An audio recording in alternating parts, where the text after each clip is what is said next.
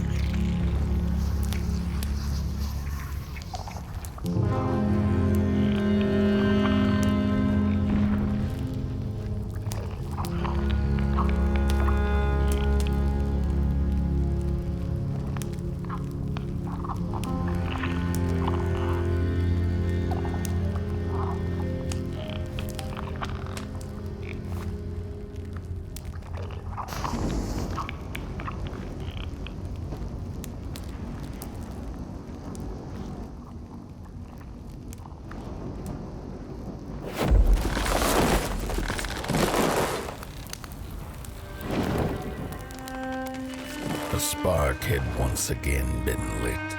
It was told that for the being who kept fire in their heart, all darkness would vanish. Nevertheless, this long night seemed endless and fraught with perils.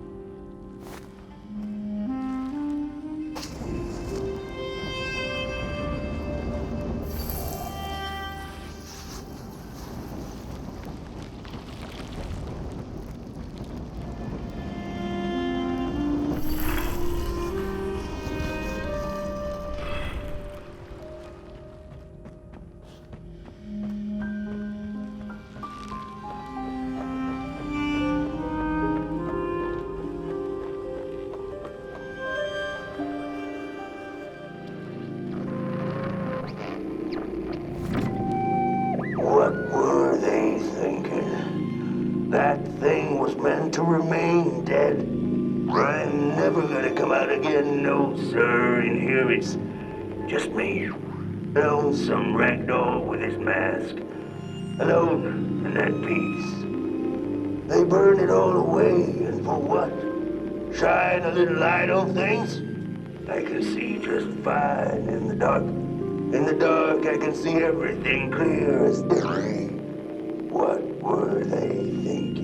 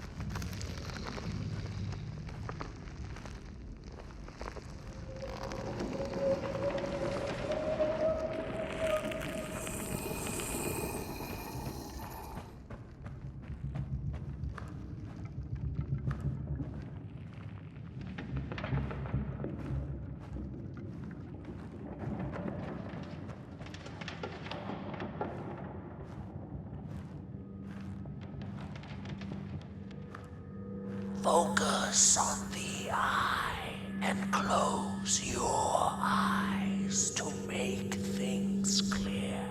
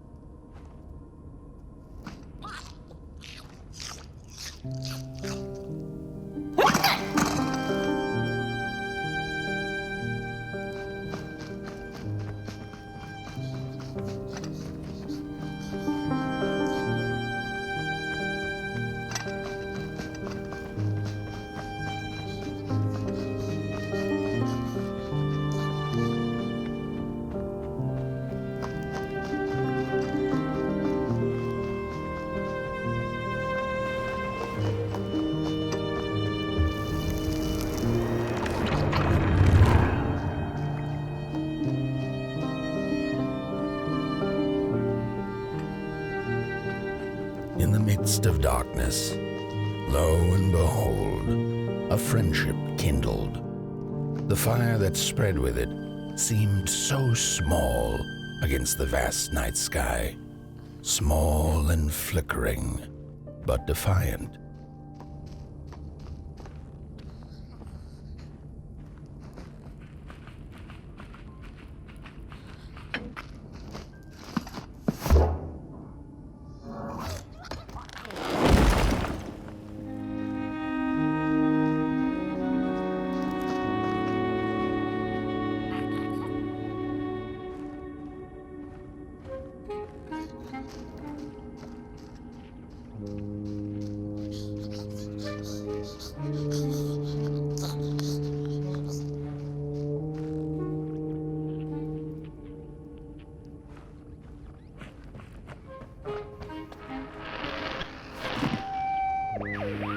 With wire, clay, and fire, the craftsmen built the foundations, followed by the trees and the rocks.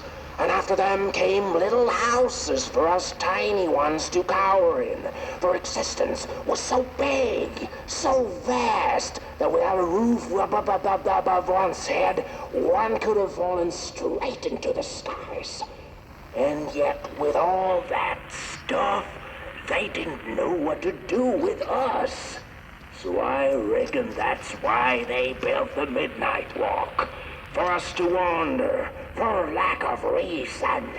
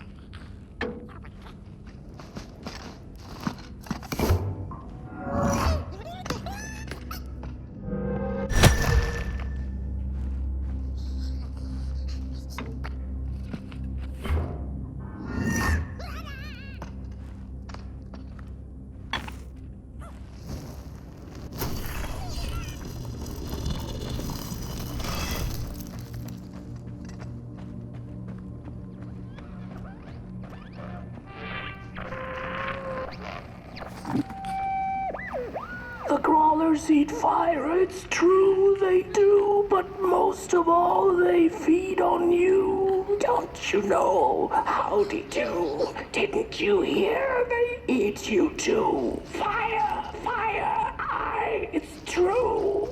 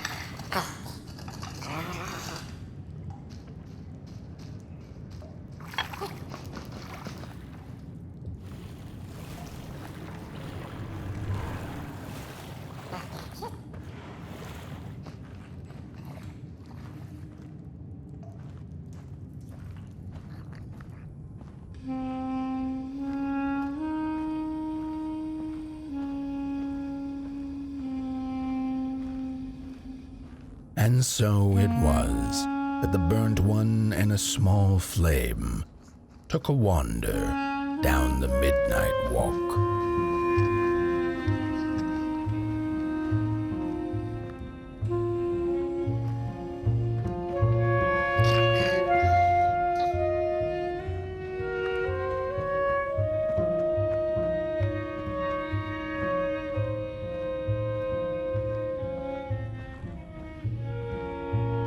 In the closing nights of this era, a wandering flame. How rare, a little pot boy.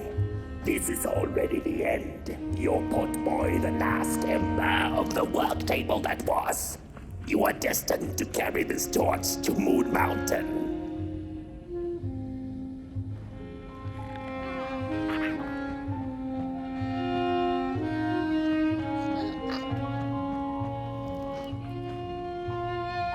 It is inevitable. We must all partake. Your purpose burnt into clay. Your pot boy must spread his fire.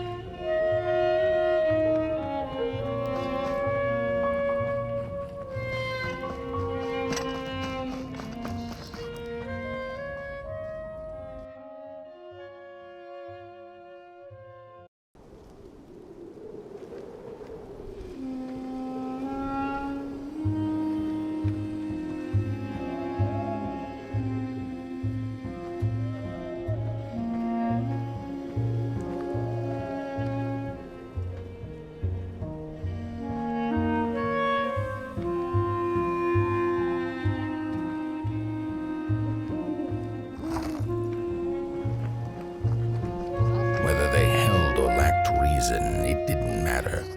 When times were dark and winds blew cold, there wasn't much left to do, and it was quite enough to simply put one foot in front of the other.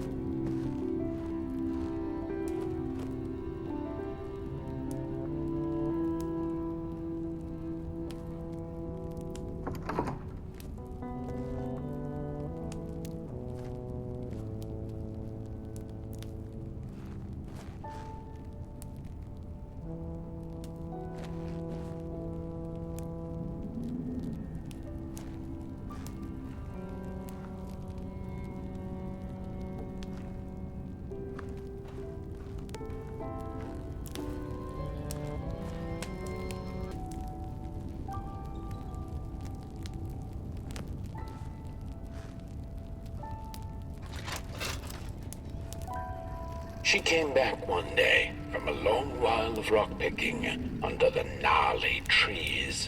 Usually the Merkel had been fond of fall and the refreshing cool of winter, but this time it had been much too long for her taste.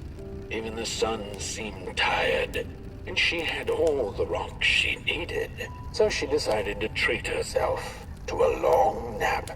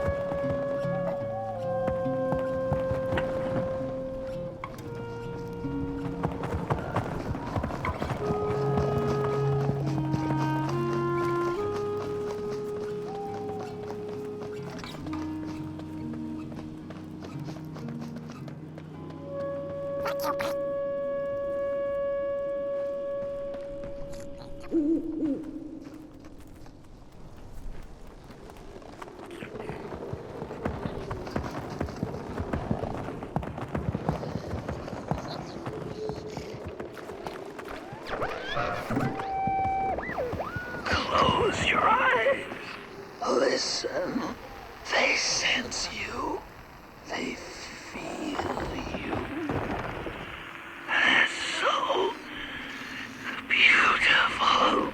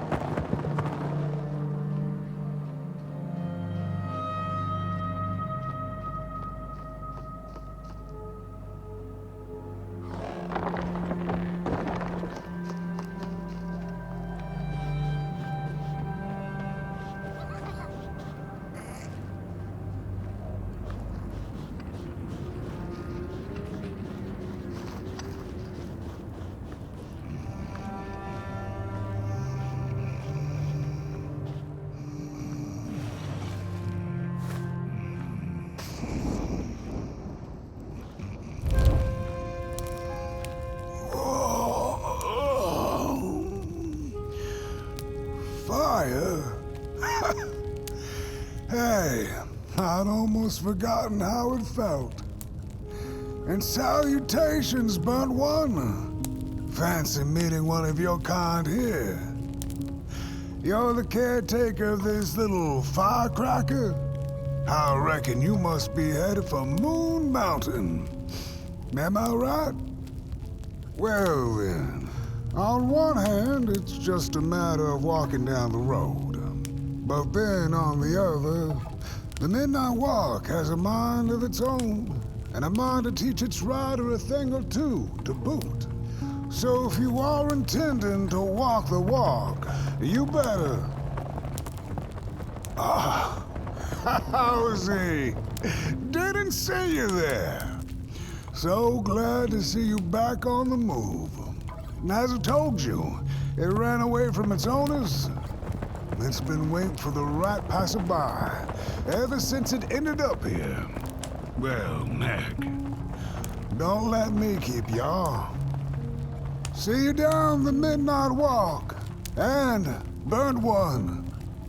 Wherever you end up this long night, keep that fire alive. It's really all that matters. Don't take my word for it. Just see for yourself.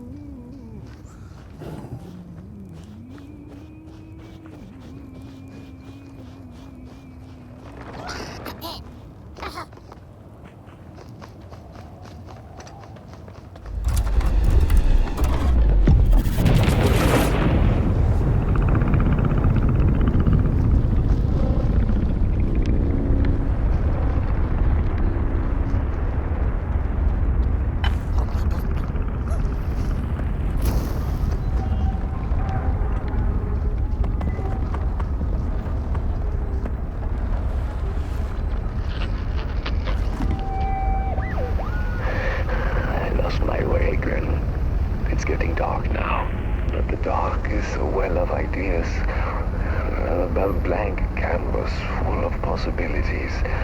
The dark itself is the key. All it needs is a little spark, and I get what I need. It hungers for fire. So I take a match, I light it, and I offer it. I give it freely. I have to surrender.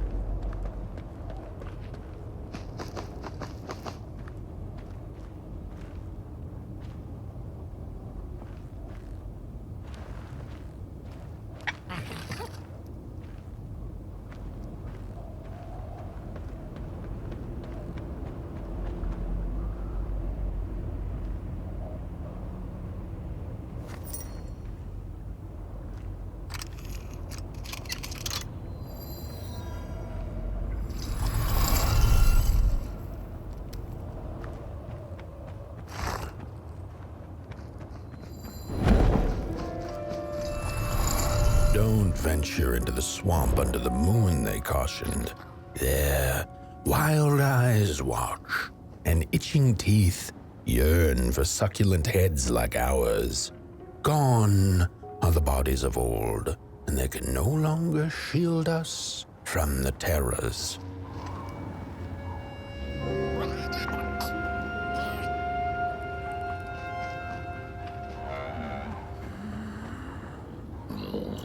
Look at those two arms swinging around. Disgusting.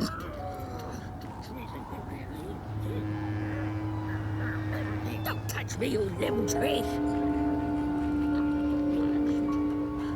Oh, you really think you're somebody, huh? On your tall legs, with your long snake-like arms.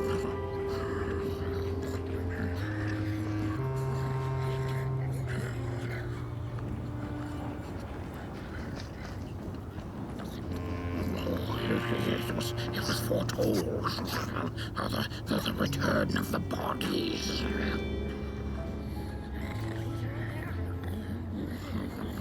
What are you looking at? What are you looking at?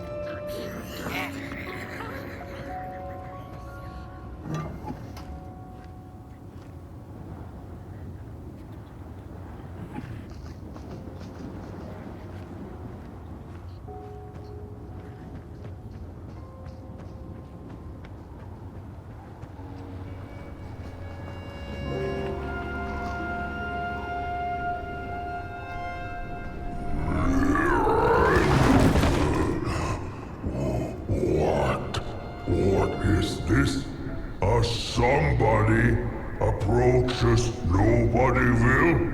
Your wretched limbs an affront to nobodiness.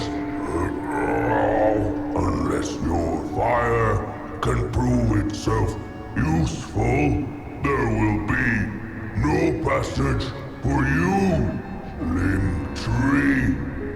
Go away.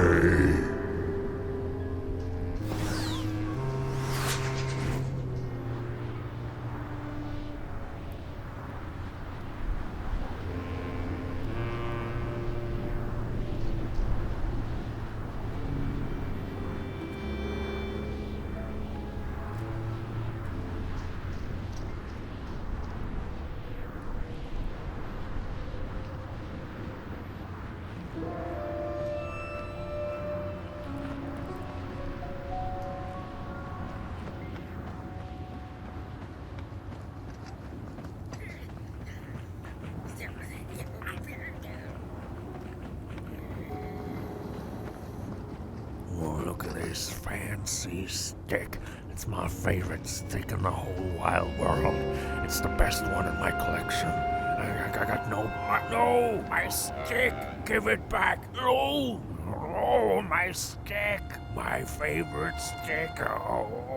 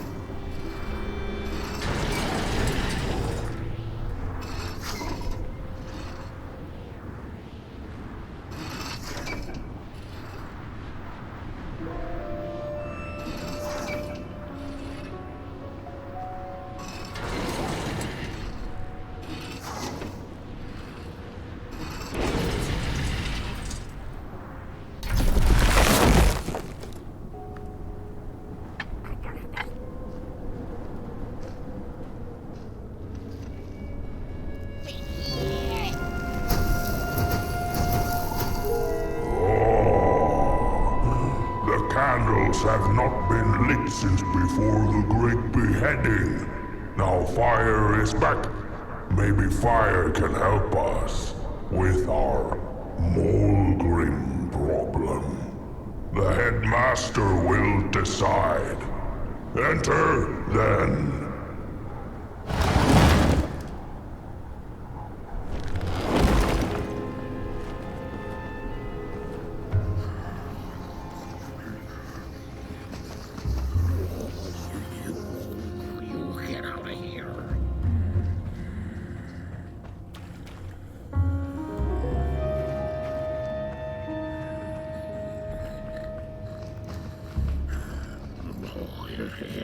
It was foretold. The return of the bodies.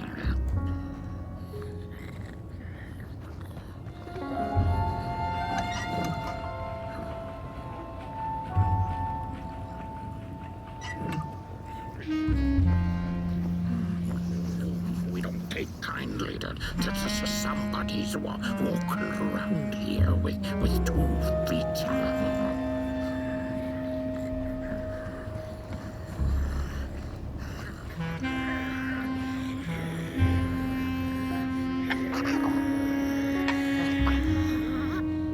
Look at those 2 arms swinging around. Disgusting.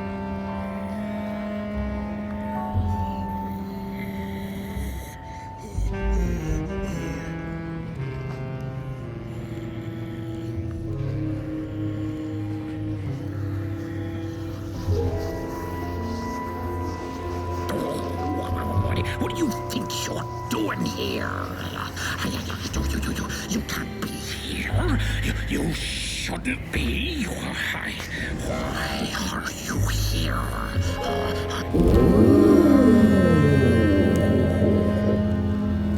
True fire. We nobodies haven't been graced by its warmth since the bodies were banished. They used fire for war.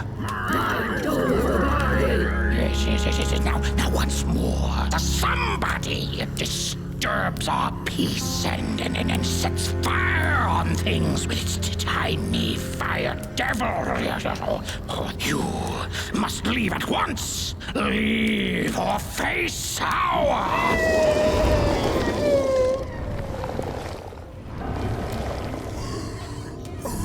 It's the Molgrim! Grab it!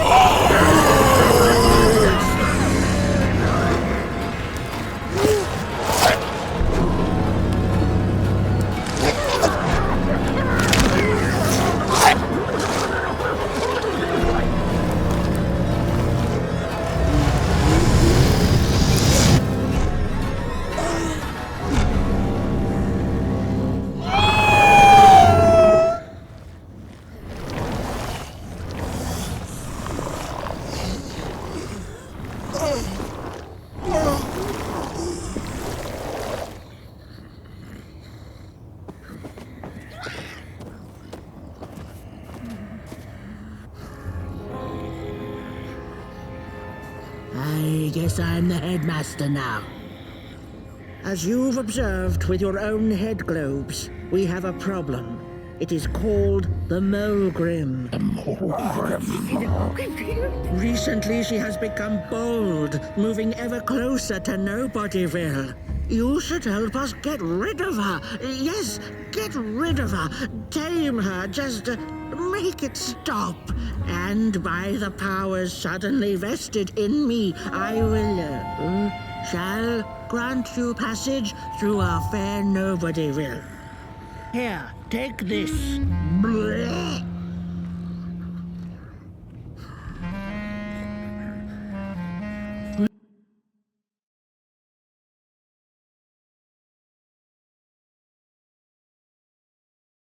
Now, go do the quest.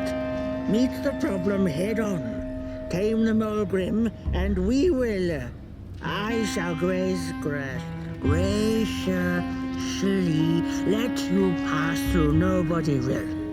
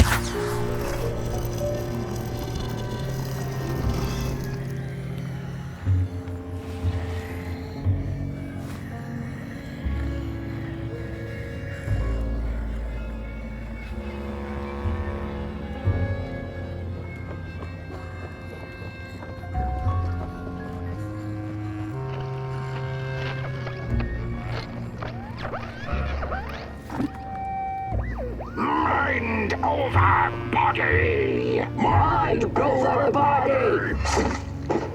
Mind over body! Mind over body! Mind over body! Mind over body!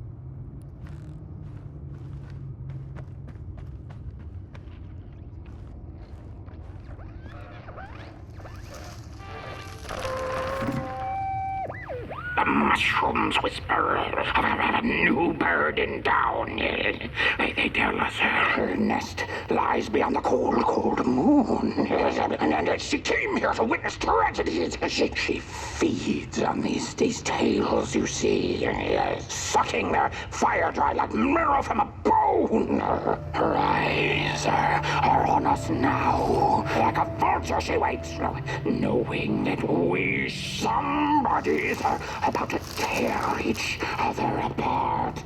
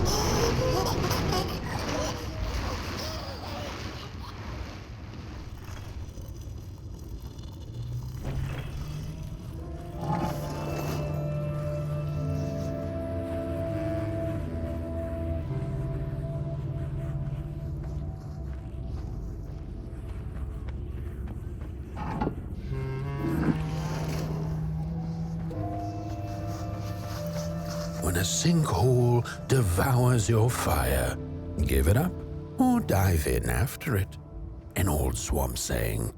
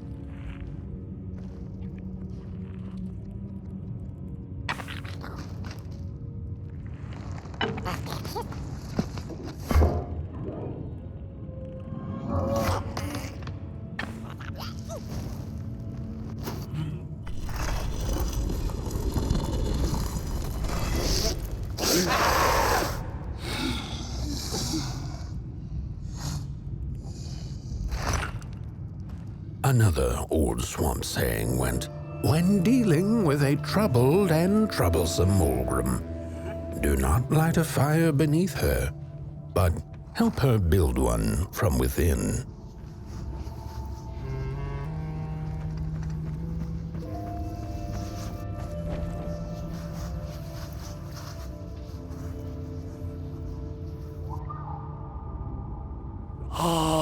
my neck hearkens the anguished howls of the Mulgrim, and the bitter patter of feet.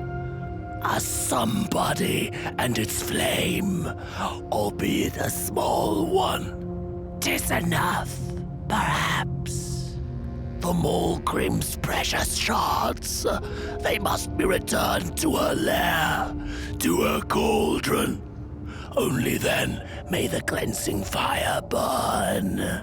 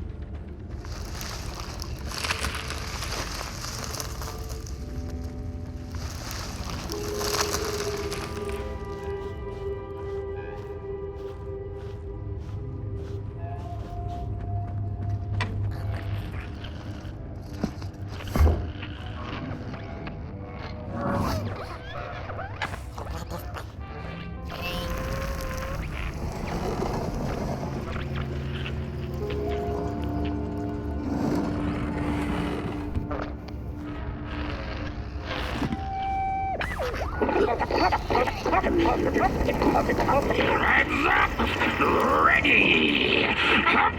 Work with your boots, take with your hand! Full of fire! The fire is ours! Take the shards! Take the fire!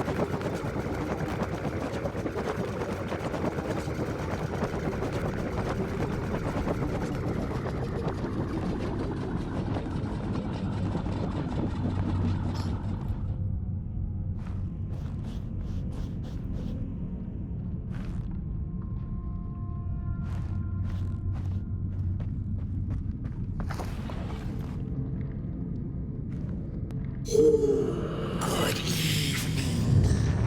Or is it morning or afternoon? Hard to tell without a sun, isn't it? No, it is most certainly night. Or moonbirds hooting wouldn't make sense at all. Speaking of sense, will you help an old bird find some in this story? Fire up these dusty murals in the right order, and you will receive a present, a little gift, yes. Bring the fire to the story.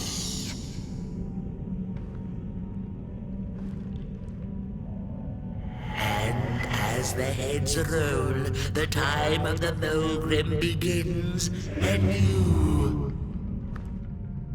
Once upon a time, the Mulgrims lived in peace. The battle ended with a great, gruesome beheading. Peace ended when the violent somebodies invaded the valley. The valley was taken, but then began the Battle of the Bodies. Intriguing.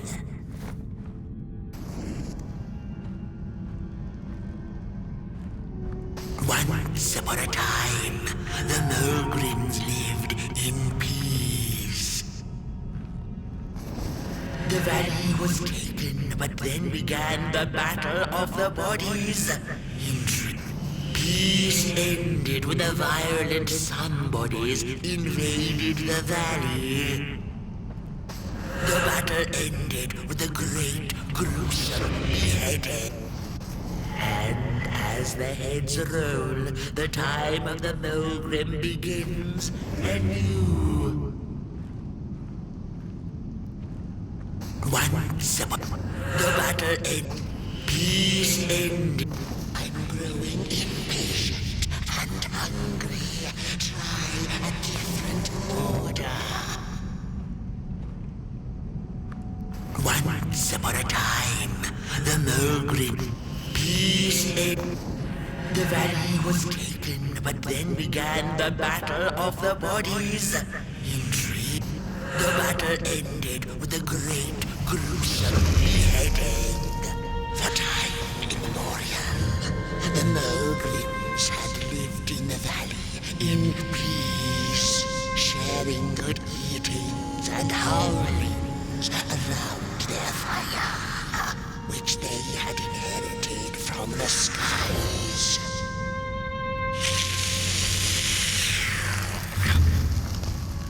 Then one terrible night came the violent somebodies. They hunted the Mulgrims for sport and took their fire for themselves.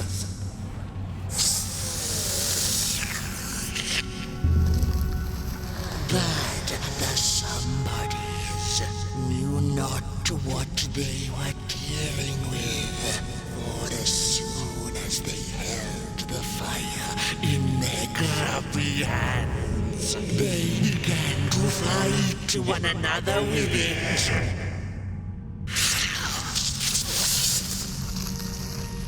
To save themselves from themselves, the cunning heads turned on their bodies and organized a great beheading.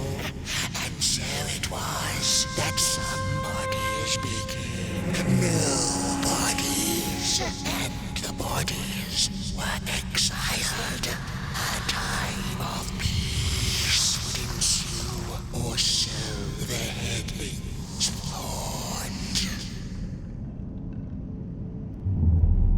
The last living Mulgrim had been biding her time, and saw now an opportunity to return and take bloody vengeance upon the heads, who were now left defenseless without their bodies.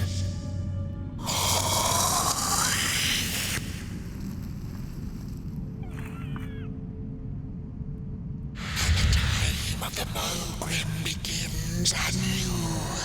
A storied meal indeed. Moonbird thanks you for feeding her and proudly upholds the promise. A gift. A shard from the Mulgrim's own cauldron. It looked so shiny in the moonlight. Moonbird simply had to take it. For now, she'll see you in the light.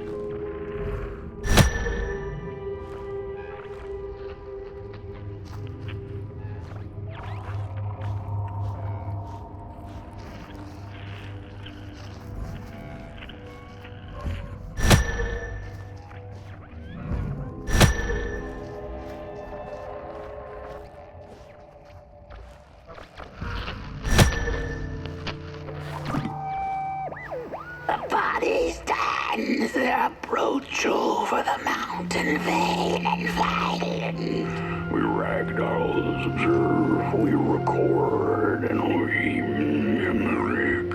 The faces of us, they do not know what is already earning nights behind.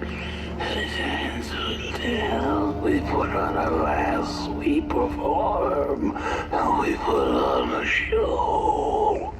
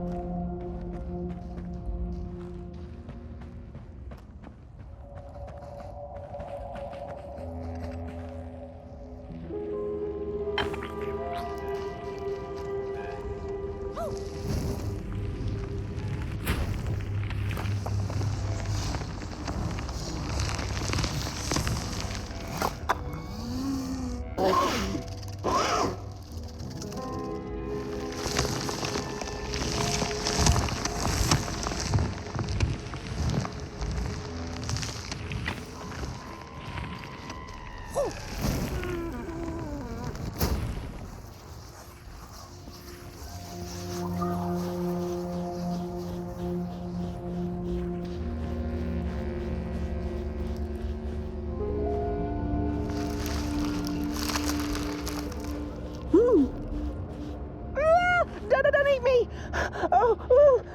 Well, if you're not gonna gobble me up, then can you maybe take me away from here? Please? Somewhere closer to Nobodyville and away from here. Get me out of this neck hole, please. I'm begging you on my bare chin, and I'll pay you for the effort. Handsomely with a beautiful shard from the Mulgrim's cauldron.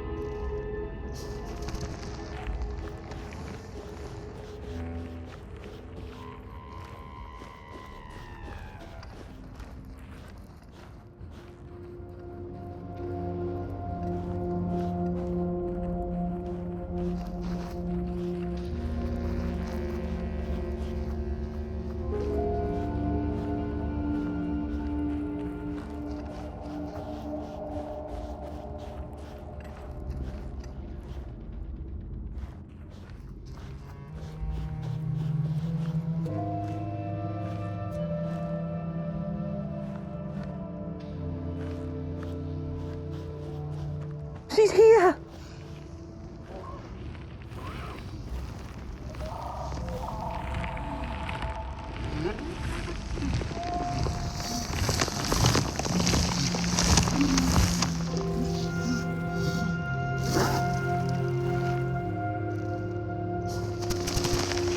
Look out!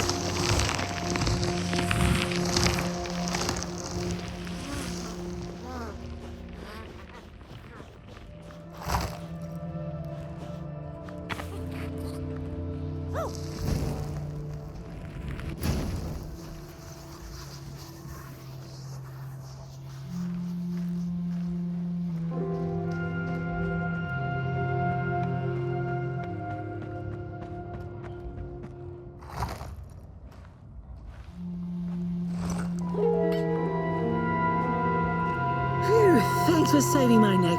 And I think I have a reward for you. A real treasure.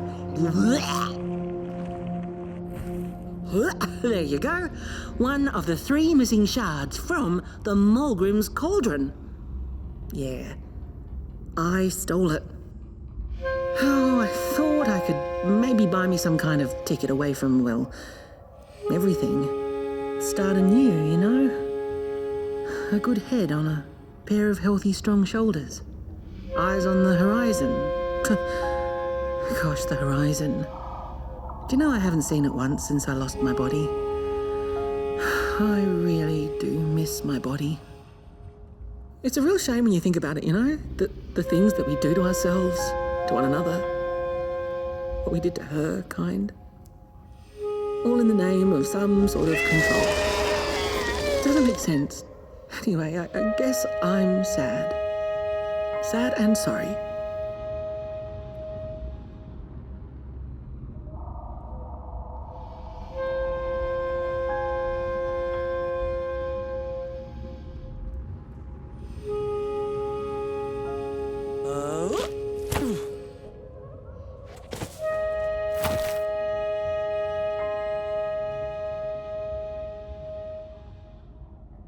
Hey, thanks. You're a great listener.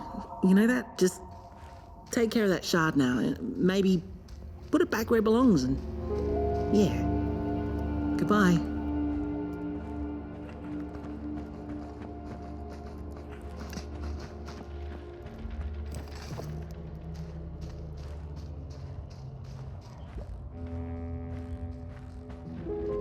It's easy to lose one's head when everything you love is either gone, broken, or dead.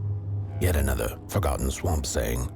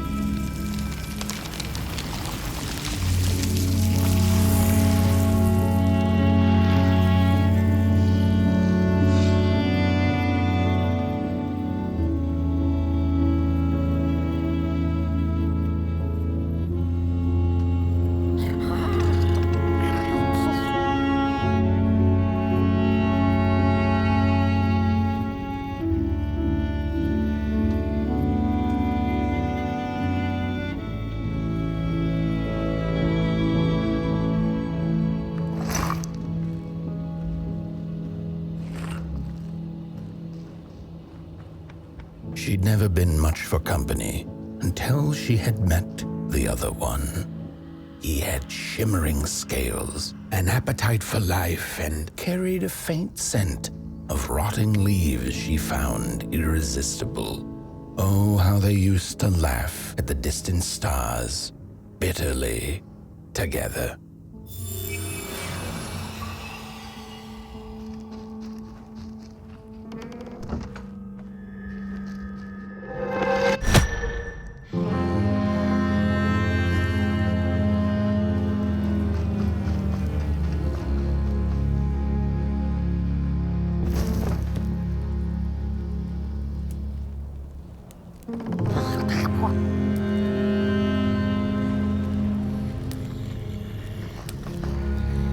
The howls of the Mulgrim have gone with the wind, and our headaches settled into gentle throbbing. Thank you, somebody, for you have not only graciously saved our necks, but also demonstrated the value of brain mass and heart blob working together. Would it be time for the bodies to return?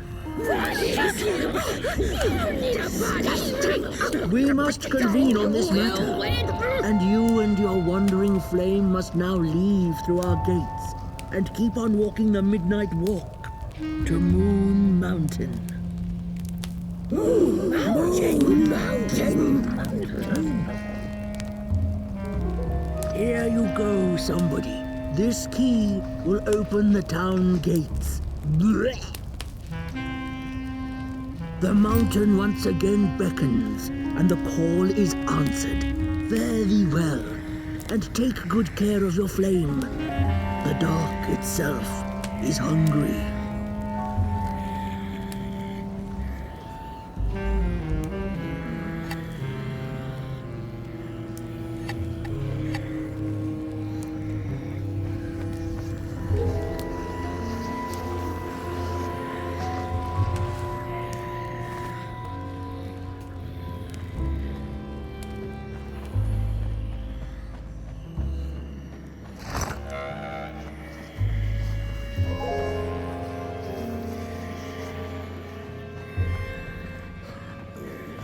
Bodies might be returning, and now.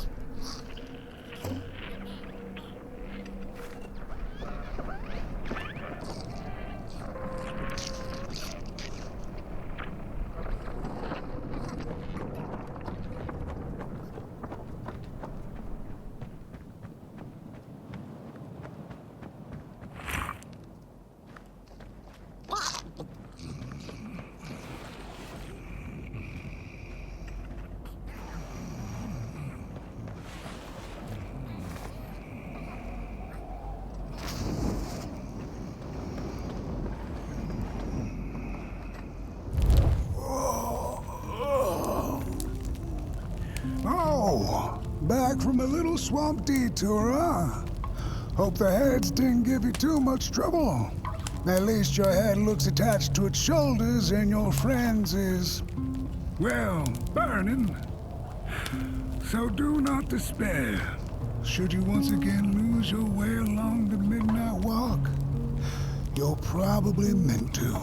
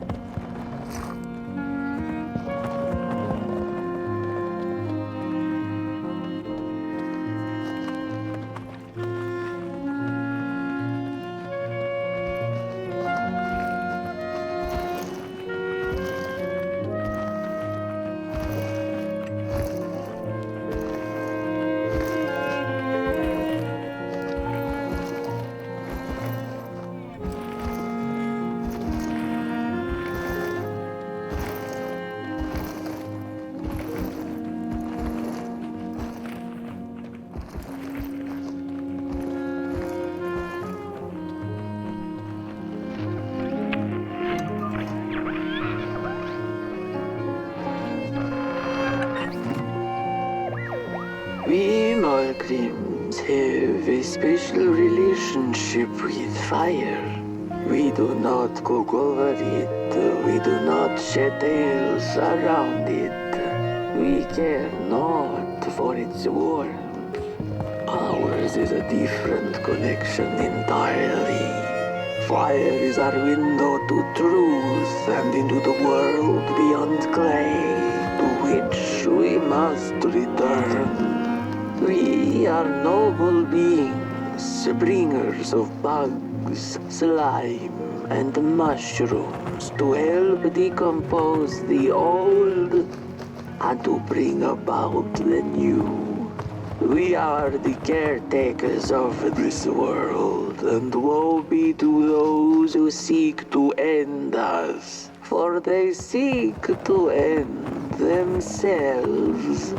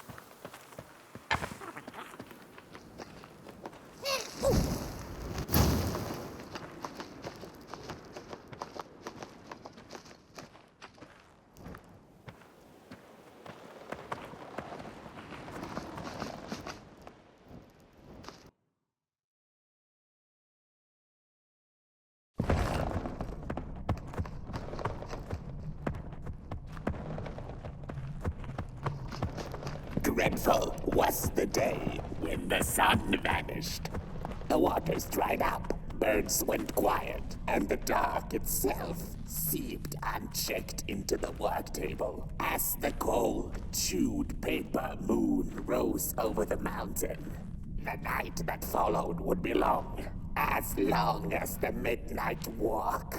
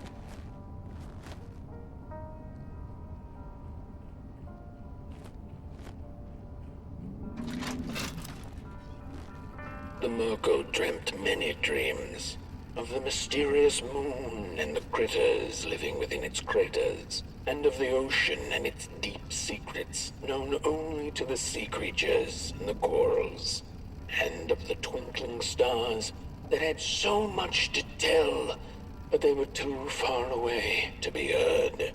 All of it intertwined in a colorful tapestry.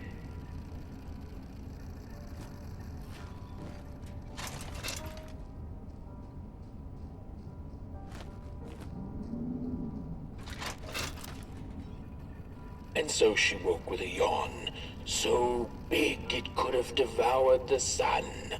She had slept for just about a decade. A decent nap by Merkel's standards. She smacked her dry lips, looking forward to what the new dawn had to offer as she...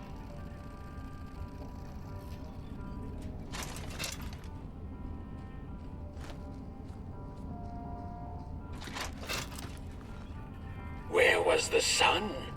Where its warm rays should have been there was only the vast night sky, not a star on its face. Well, the Merkel mumbled softly to herself, winter was late, so now the sun must be late too. Proud over her sound logic, she went back to her lair to take a complimentary nap.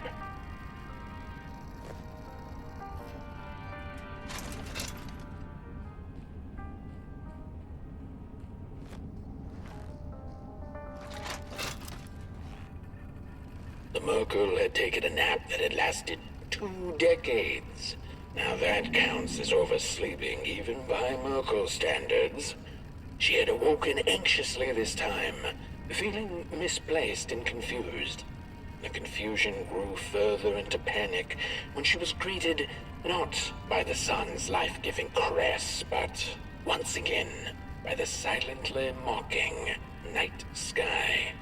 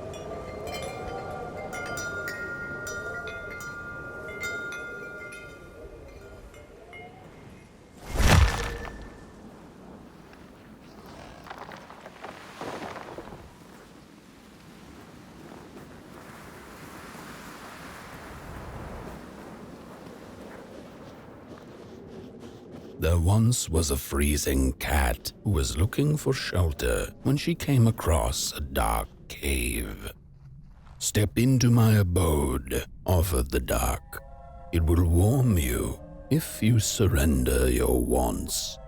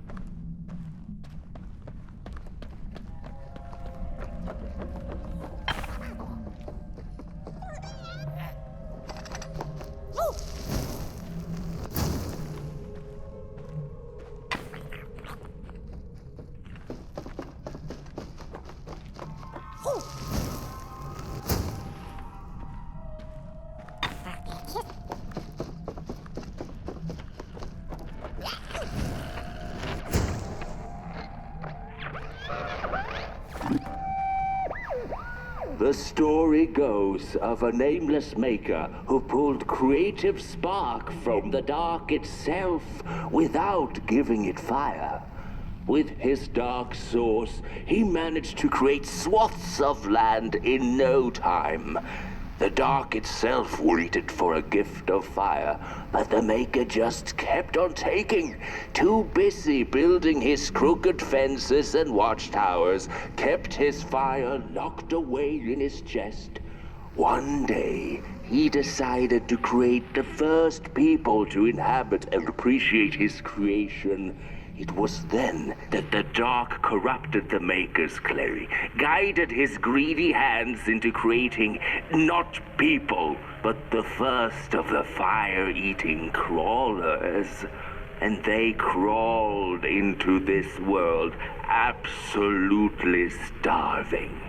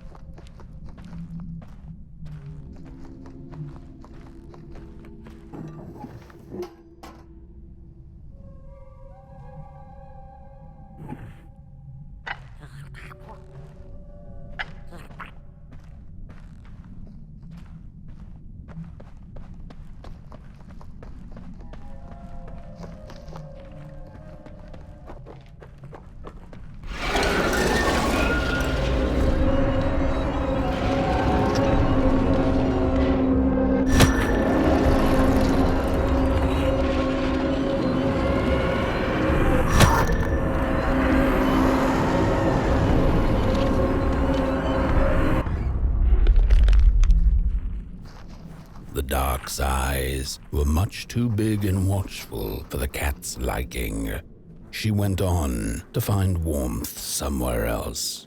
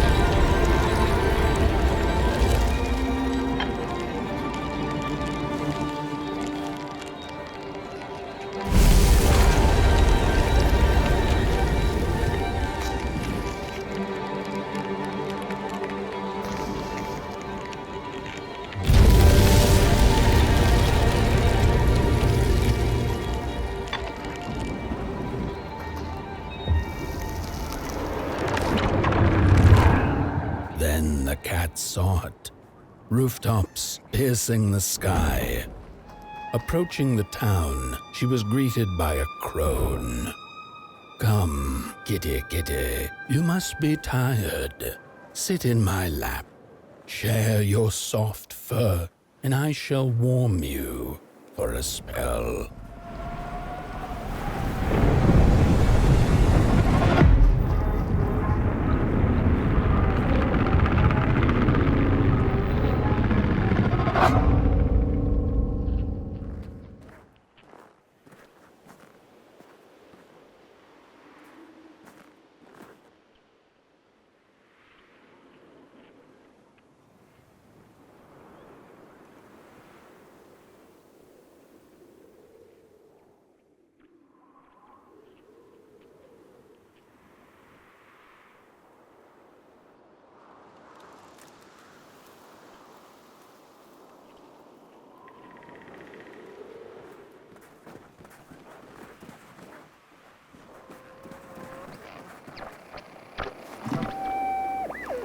Hello, Mother. The well said to give it a match, so you and I could talk again. I hope this works, because that was my last one, and well, it's cold now. But it doesn't matter. We can finally talk after everything. So, how are you? Do they have fire where you are? Not the hellish kind, I hope. Is Father there too? I think you should talk to him again. I know it doesn't seem like it, but I know he loves you still. I love you. Still. I can't feel my hands. I can't feel anything.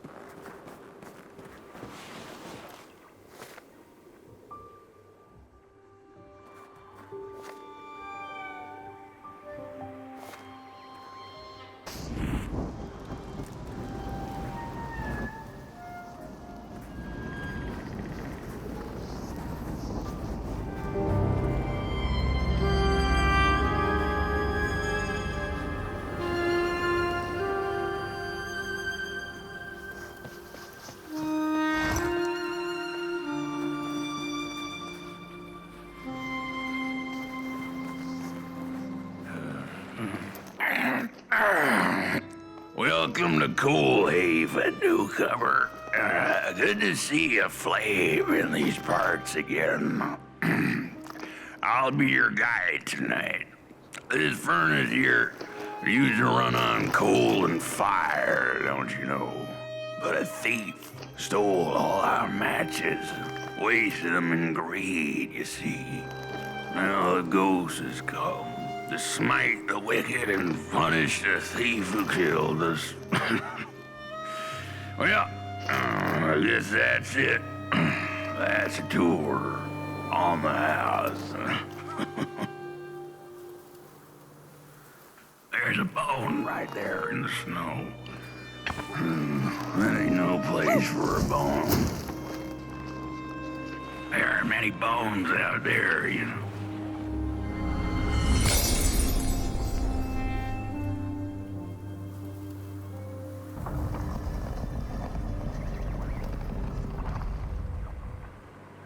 Oh, do you feel that?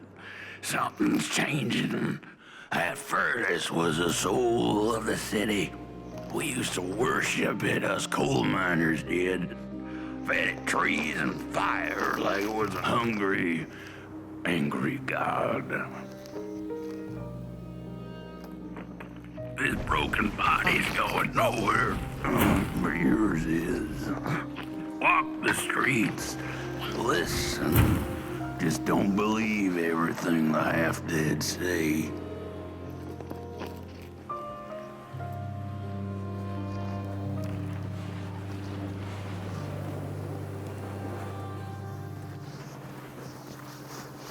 The cat didn't like the crone's crude pettings. Her hands tugged at her fur. Now, rest still, the crone said, as she pulled out a crooked knife. The cat was quick and escaped just in time.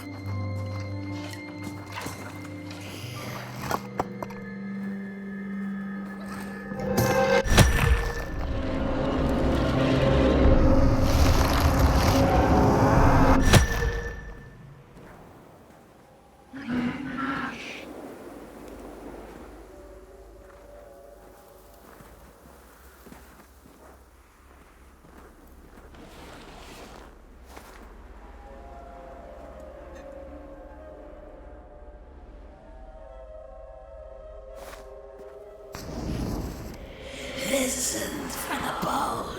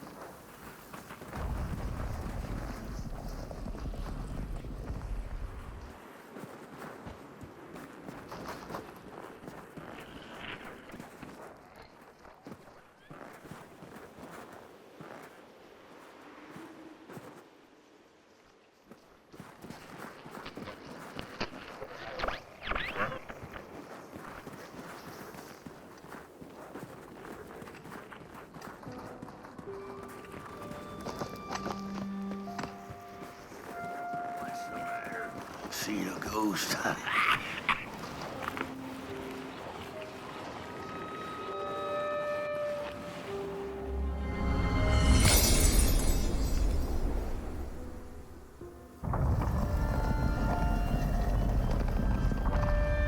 The thief loved the stars. Would have plucked them out of the sky if it were possible.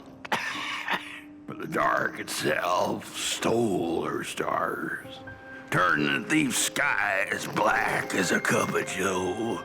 And so the thief began to steal matches and lit them, hundreds of them, like little stars of her own.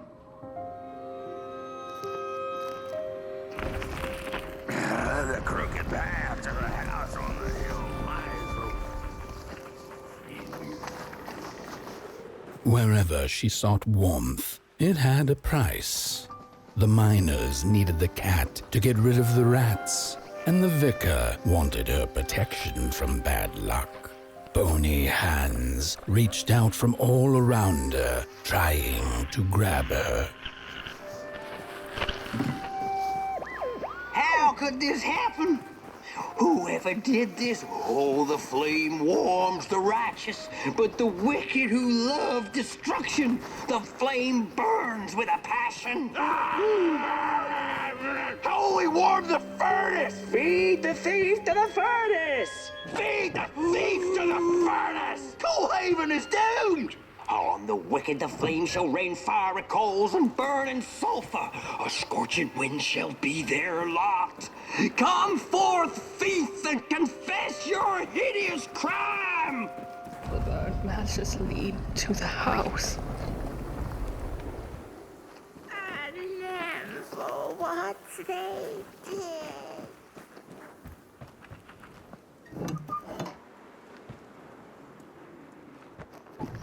Brothers and sisters, hunt down the thief. The matches.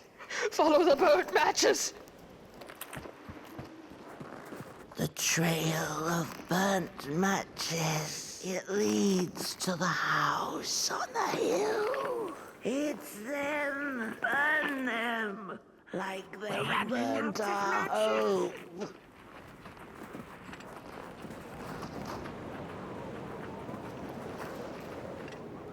You've met your match, thief. You'll burn for what you did. The furnace is dead.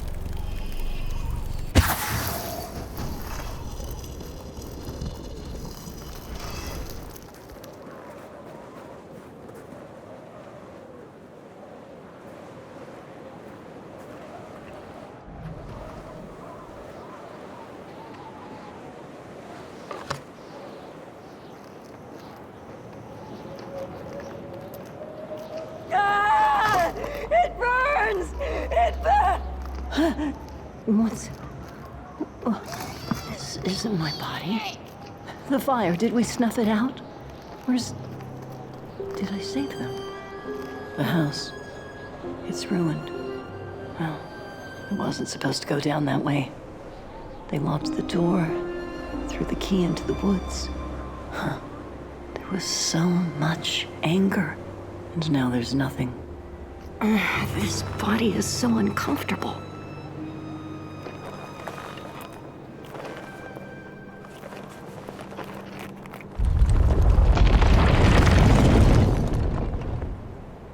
While I was in the black, I had a dream. There was a monster in the woods, with our door key dangling from its tail.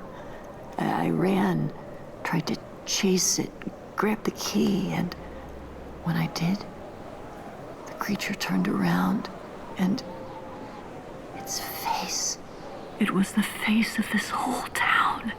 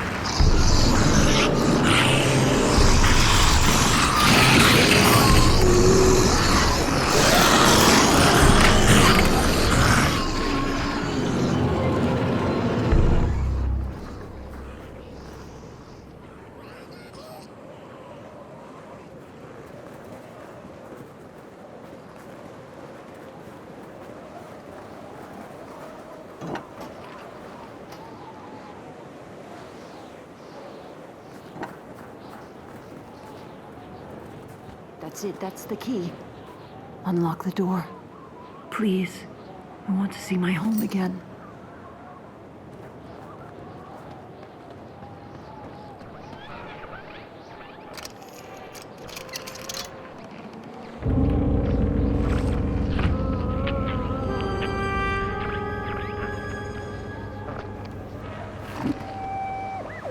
Furnace is getting weak. Council says we're running out of matches. We'll have to harvest more trees then. I don't like it. Losing the forest like this. Not like we have a choice. Mom, Dad! Oh, girl, you startled me. They're coming here. All of them. What's that you're holding? It's just a match.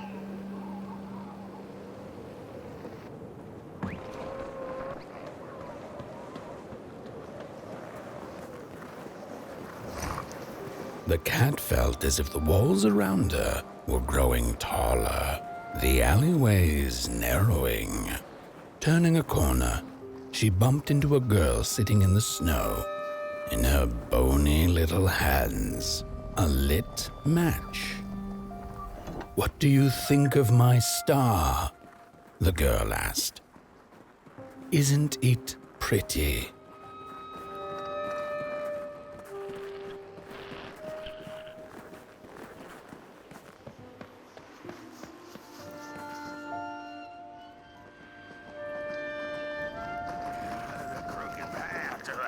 On the hill lies open.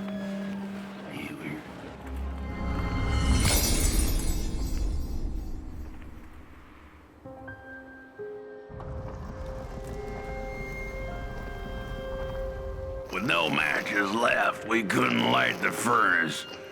And the thief paid a terrible price for her burning greed. As the furnace died, one by one, so did we. But before we perished, the dark itself moved into our hollow husk, turning us cold and wicked. If I had a heart, I'd feel great shame for what we did. I'd feel great shame for what we did. The old man feels it too. Should have been long dead with the rest. He just wasn't ready to go. At least he has a reason for sticking around.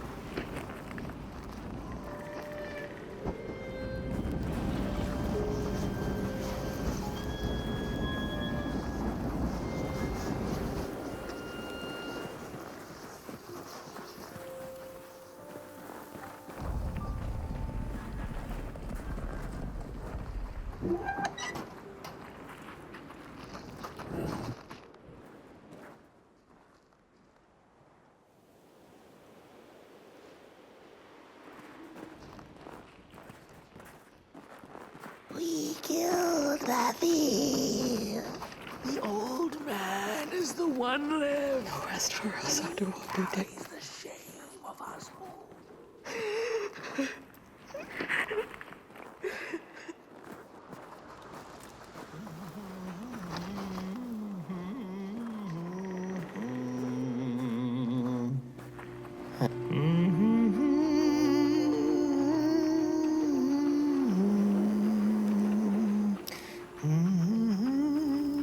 Oh, that voice.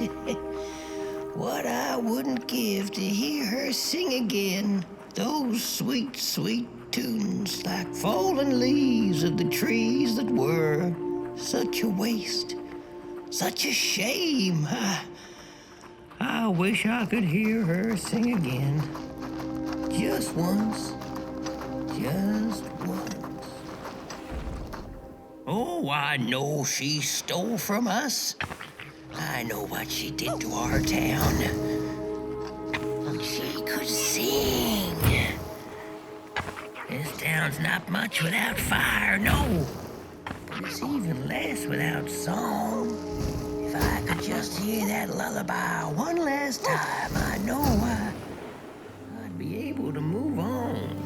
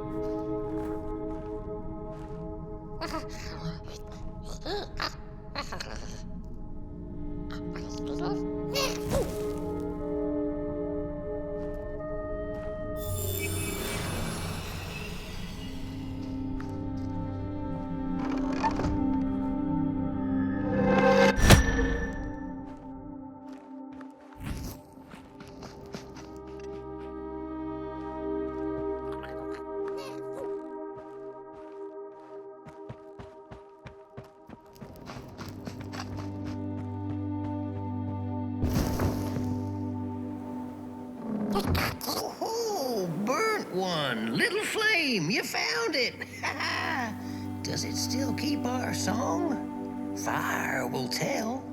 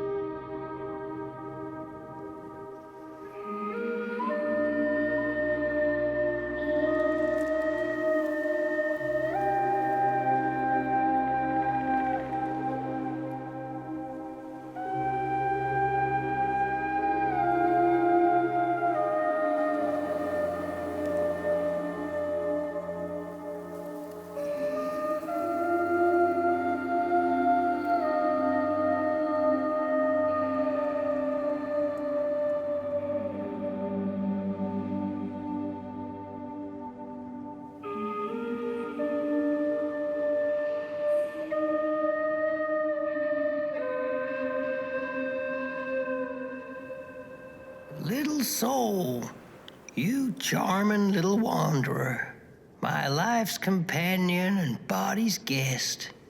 Where are you off to now? I don't know what I thought would happen. I feel a strange warmth, but just as coal runs deep in the earth, so is the shame a part of me, mine alone to bear.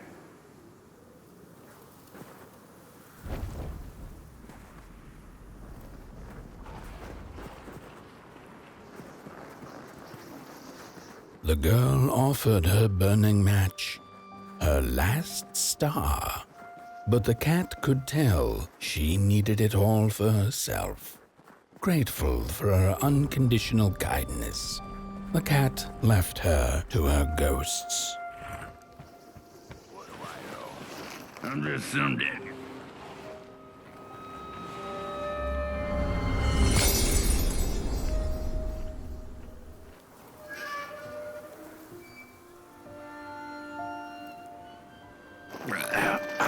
The door to the flame is open. It's already there. You just haven't lit it yet. Now, if you don't mind, a little spark. And just maybe we'll be able to die for real this time. In life, I didn't mind a little loneliness, but this is the worst. The furnace longs to burn once more.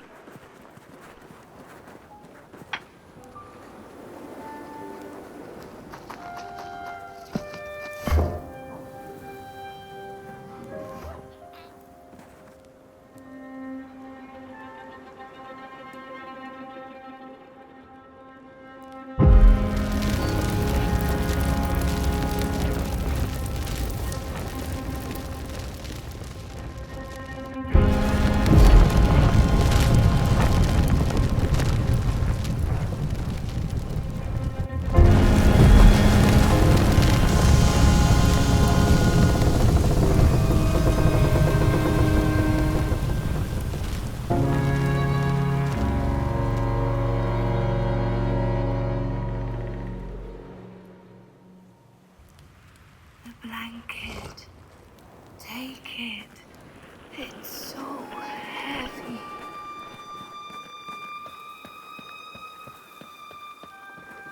Release me. Remove the shroud. The blanket. Remove it. Light the match. The match. Light it. Please. One last star. Light the match. Thank you.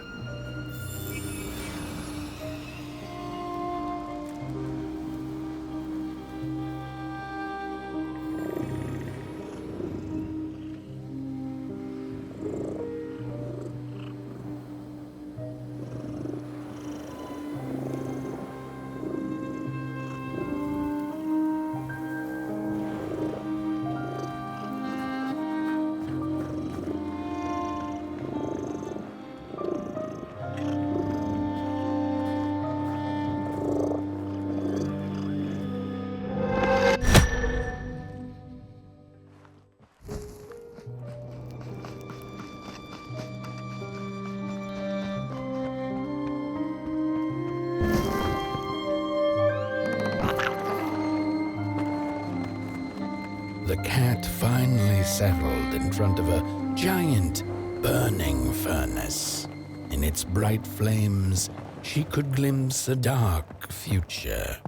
This did not matter to her, for now she was eternally warm and at peace.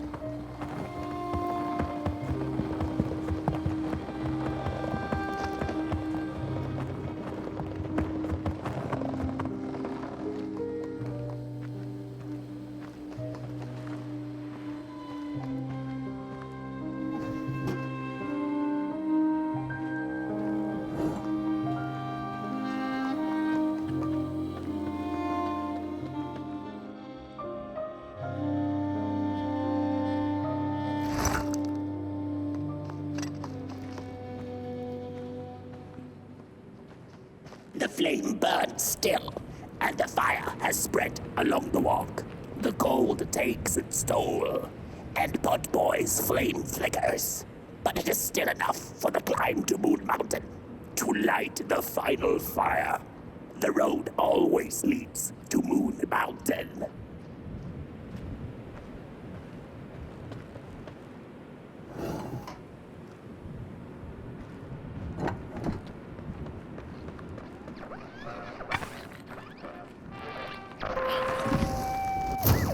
There's a fella who watches over the midnight walk, pointy hat and hollow gaze. He's been around longer than you or I. Some say he was one of the first sculptures to have breath. Some say he's not from around here, but from another maker's work table entirely. Some say he's seen what lies beyond Moon Mountain, but I just think he's lost like the rest of us, and he's waiting for the right one to come along. Waiting for something that'll give him that eureka for his song. He keeps his banjo by his side, but he never plays it. Strange, but he's in no hurry. He's got all the time in the world.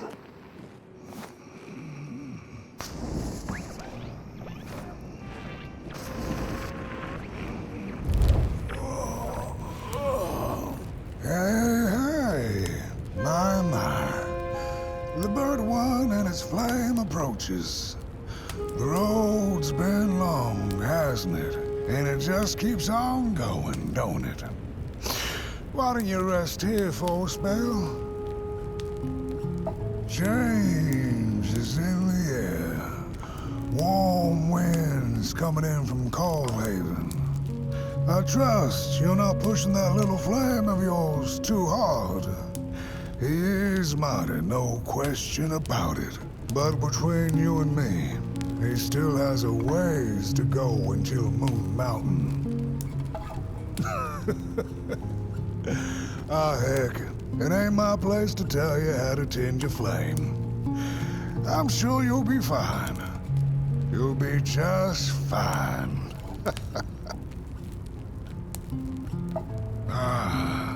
To feel at home wherever you walk. How's it? What a friend to have on the road, huh? Now, there's an open door invitation, if I've ever seen one. Go on in then. Get some rest. I'll keep watch.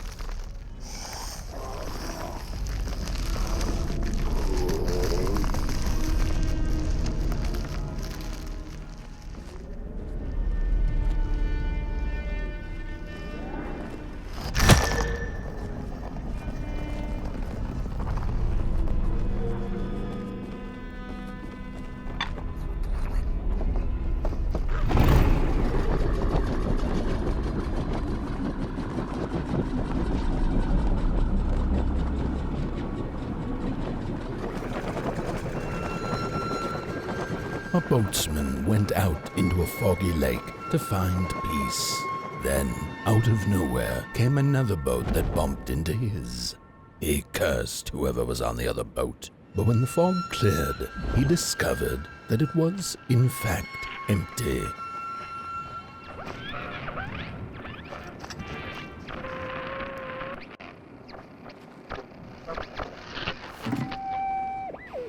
These sarcophagi are molds, rebirthing the bodies of the burnt one. Failure after failure, they keep coming back. They lie dormant, and then they awake at an appropriate time, hearing tones of dark, to perform a task. The taskmaster unknown, doom spelled on the flip side of a coin. Little dolls in a dollhouse made of matches.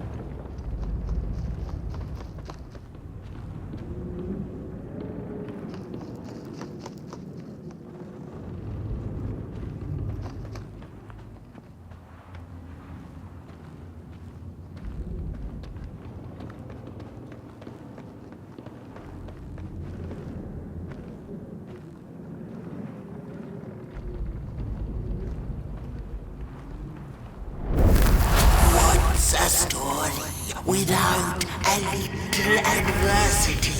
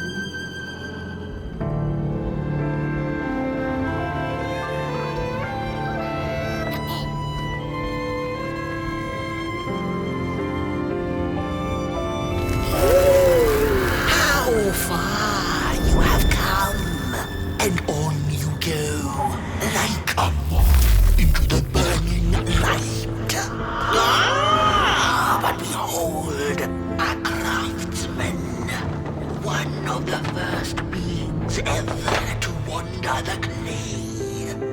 Like you, his heart is ashen, barren, yet ripe for tasty stories.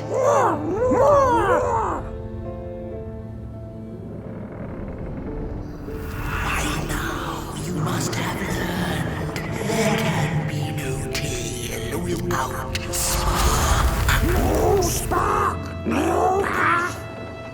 Light the fuse. It will guide the burnt one, and mayhap feed Moonward. A symbiosis most reasonable, don't you agree?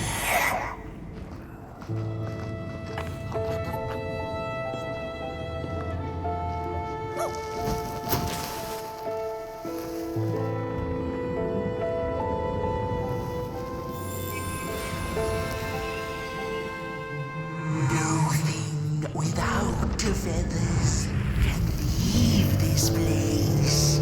So long as the grasp remains lost in its terrible maze, you are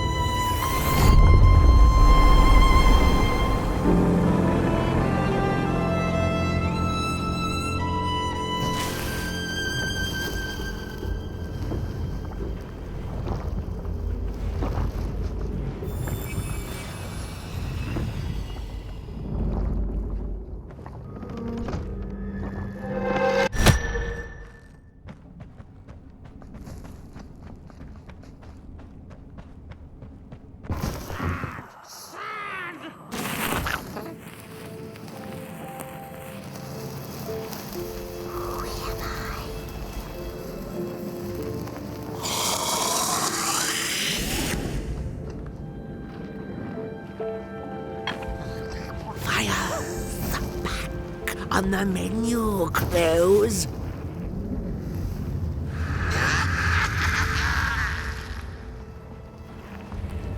Why are they here? There's nothing here.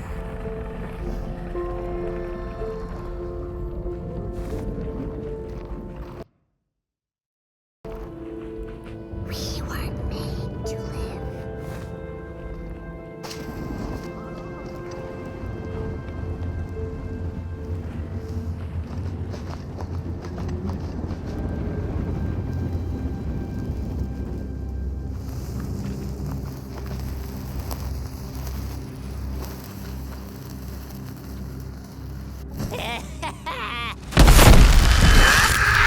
I see you. Not to crawl closer, Moonbird.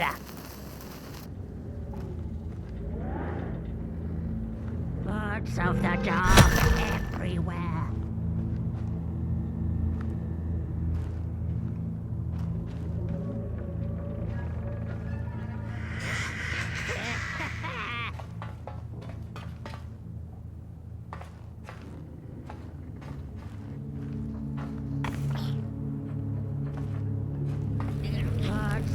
What are you tinkering with?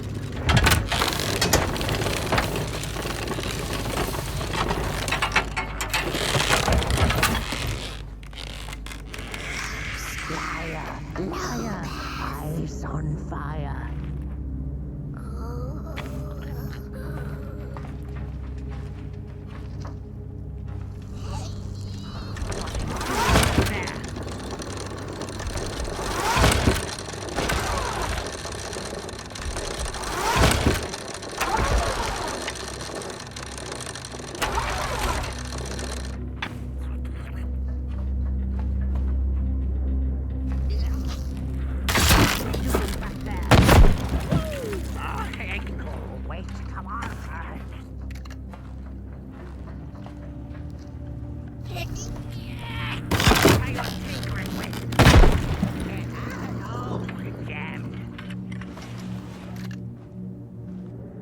see you, not a crawl closer, Moonbird.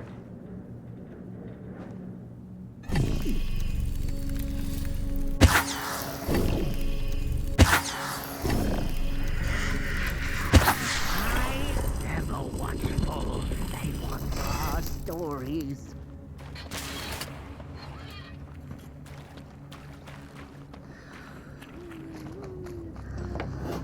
Birds of the dark everywhere.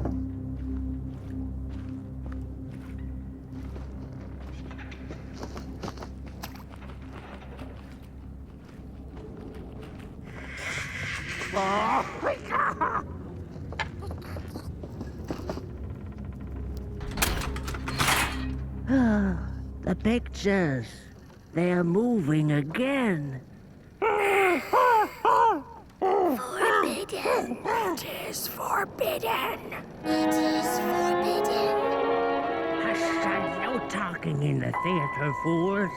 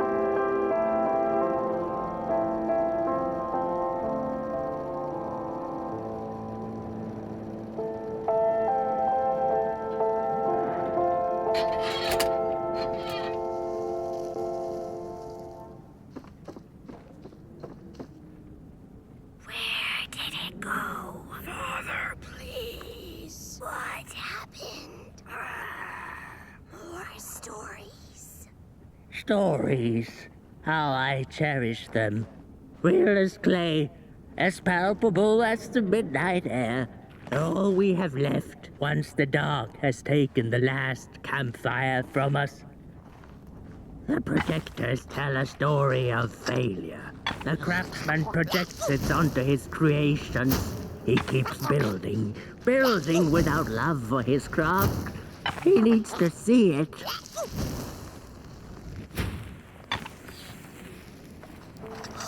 Darkness vanishes. Well, yours might not be a movie I would watch, but a story is a story.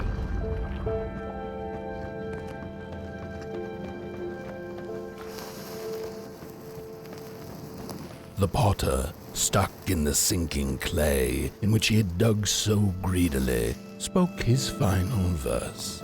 Here was I born, and here I lived. My refuge was the clay, and now the clay has played me false in a most grievous way.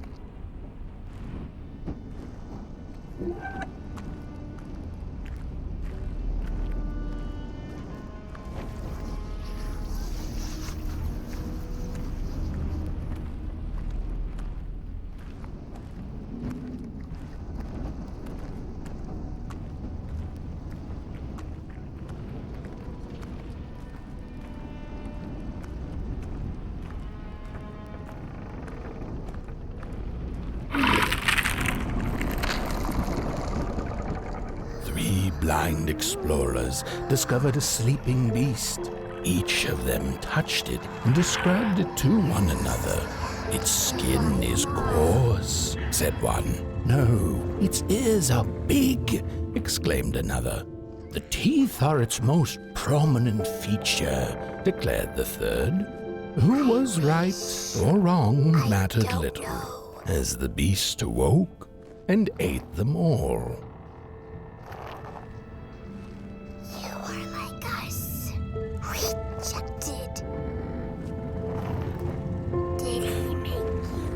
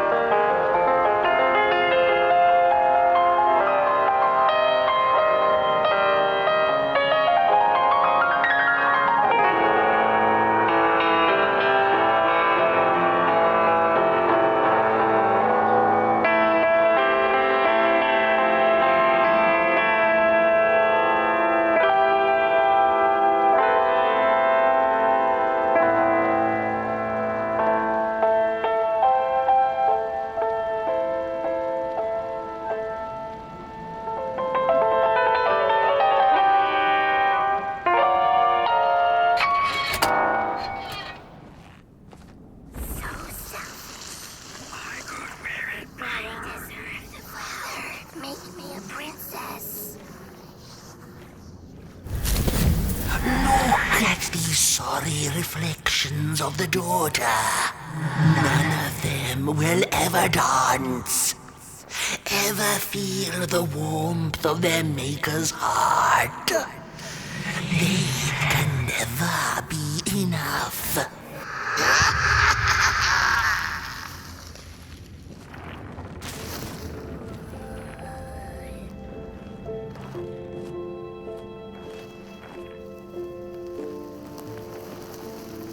After years of searching for her son, the weaver was convinced she had lost him to the dark. One night, there came a knock upon the door. "It's your son," said a voice. "Please let me in." Thinking this was some cruel spirit come to mock her grief, she remained silent until her son gave up and left, never to return again.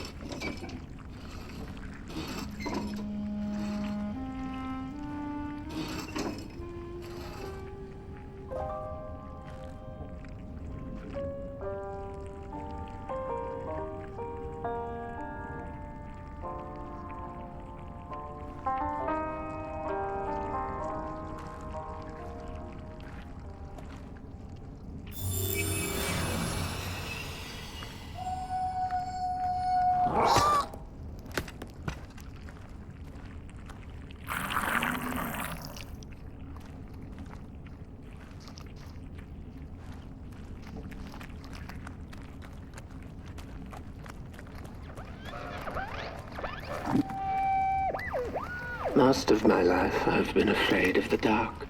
When I was little, my childminder got annoyed with me and tossed me into a wardrobe as punishment. She let me sit there, alone. And I sat perfectly still, so that no closet monsters would notice me. It was the longest, most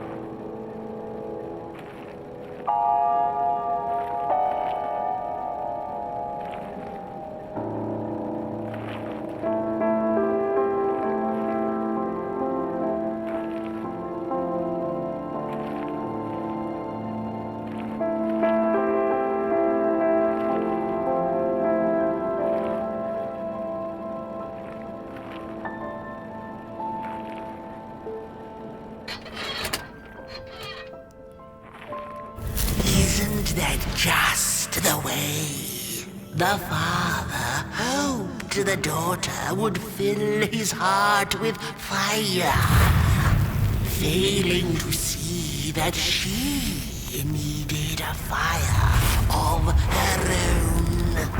His princess danced away, and he stayed behind, cemented in his ancient groove. The heart is a bottomless pit, never sated, always craving for more.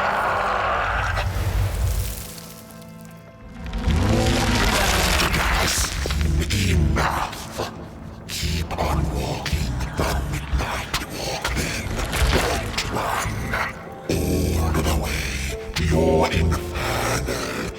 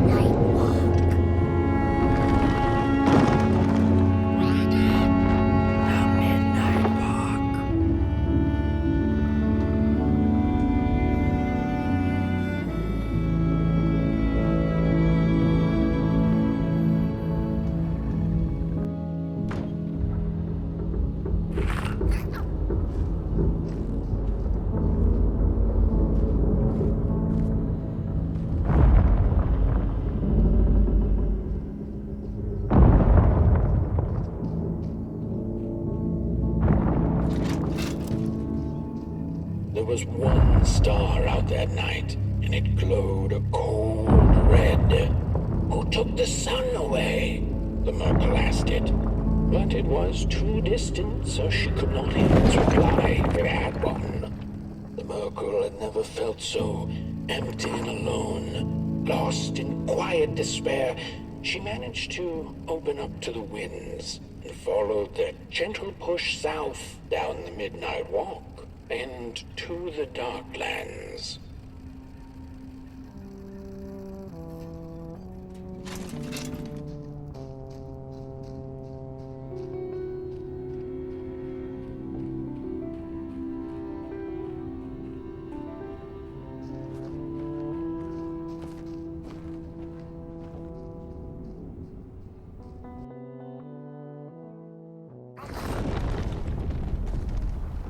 The Wanderer asked the craftsman, "How do you make such perfect sculptures?" To which he replied, "Oh, there's nothing to it really. I go into the dark woods. I find the sculpture already waiting inside a tree. And then it's just a matter of carving it out."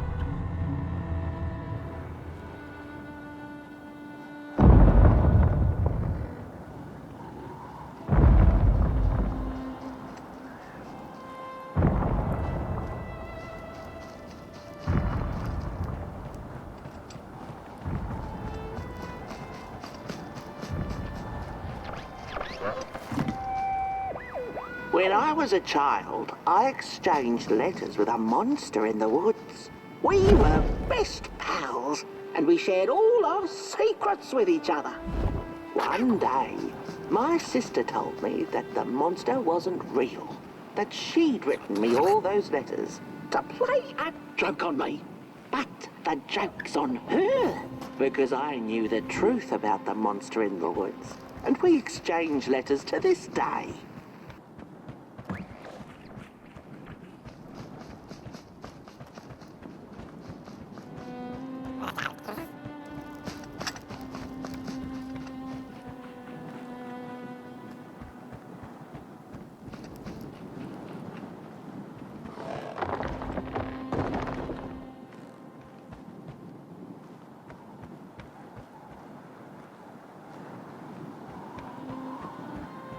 Hark! Not very far now. Not very far. The flame longs to be free. Caged, it cannot truly burn. How beautiful. How tantalizing. It is simply the way of fire. It is what it is.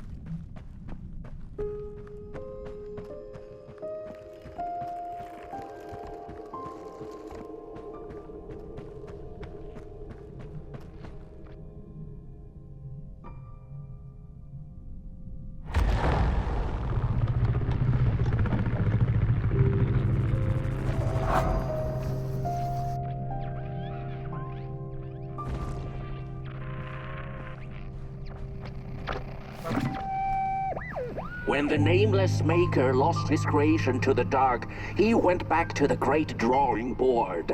In his desperation to regain control, he made an attempt to sculpt the face of the dark itself, something he thought he'd glimpsed in his nightmares. But the face wormed itself out of his mind's eye, and instead his twisted sculptures came alive, grinning and many-legged. Thus, the grinners escaped and seeped into this world as a reminder to the maker that there is always something to smile about, even when things don't go the way you hoped.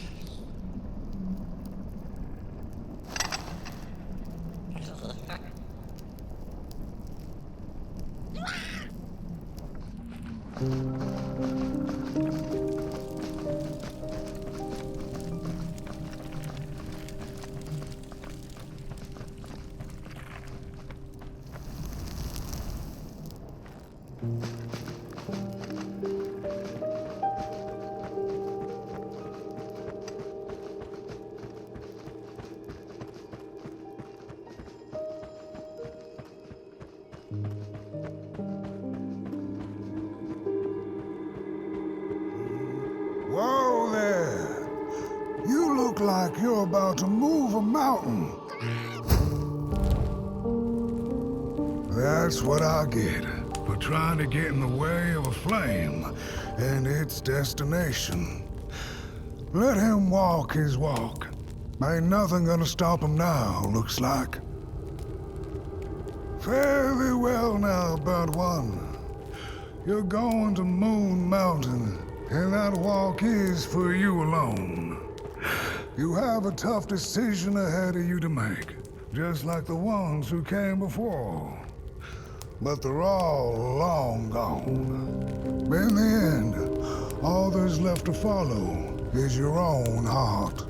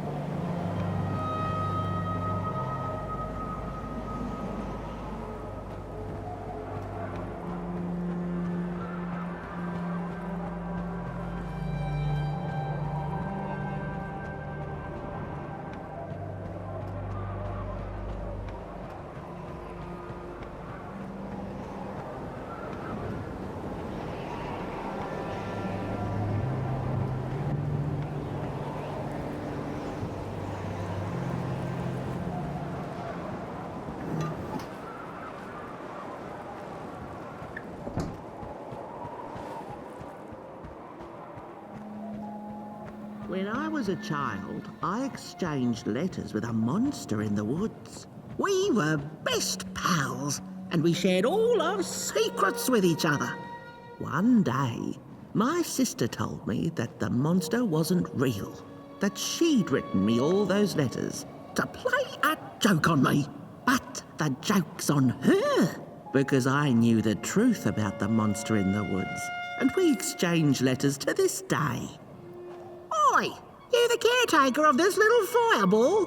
What were you thinking, letting him run off? Don't you know how precious he is? Oh, yes you are, a real sunbeam. Who took the sun away? We Merkels used to ask until it finally ceased to matter. Night skies like these, trouble seems so far away, doesn't it? I mean, isn't this just exactly my point? I used to be afraid of the dark, so much so that I became obsessed with these huge electric lamps left behind by the craftsmen of old. Couldn't pry myself away from them. I'd sleep outdoors and under their blinding radiance. One day, I woke up to the noise of quivering planks and nails. And would you believe it was my own house leaving me?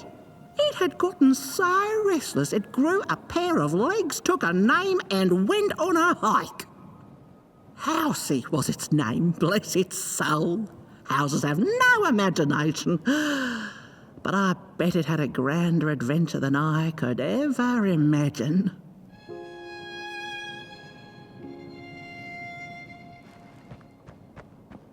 This little flame is your home, burnt one. Keep him nurtured and safe, and you'll always find yourself in the right place. Through the rain, in the dark, and over Moon Mountain.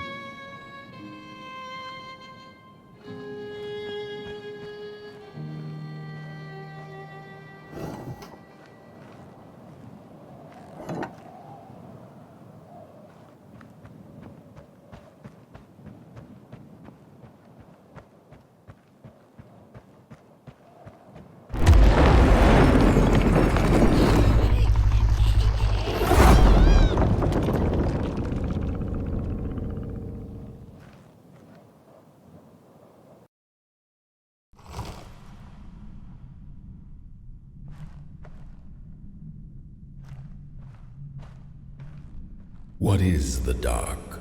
Is it ugly and cruel? Is it a place for monstrosities, for fools lost in the woods? A terrible void where all your nightmares come true.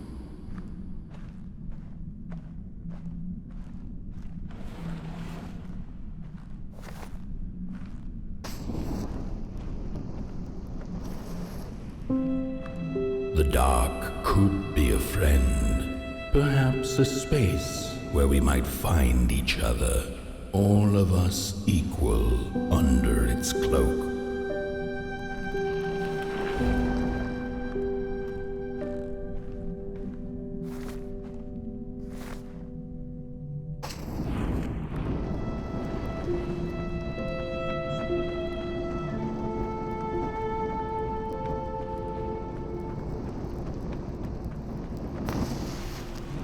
The dark could be an embrace and the release of the old, like taking off a tight shoe, laying bare one's feet, and taking a first step onto a new adventure.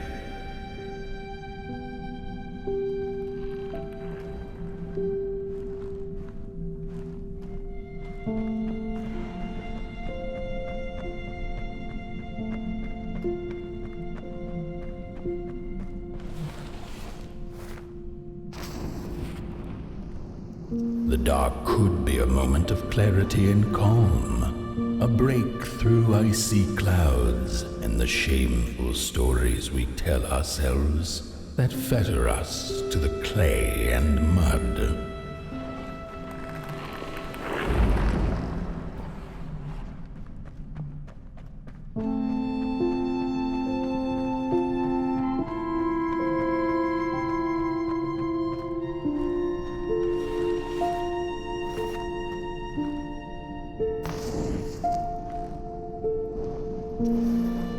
The dark could be the space and time that we need to recover from the death of a dream and the quiet promise of new beginnings waiting on the other side of grief.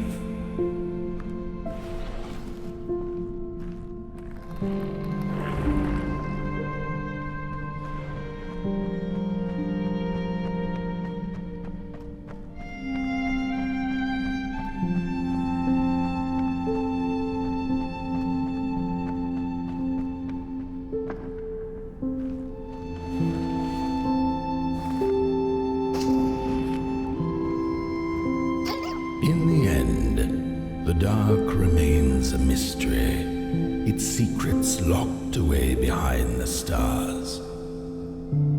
But one can rest assured that it is always there, watching, patiently waiting for us to enter it, with fire in our hearts and with eyes wide open.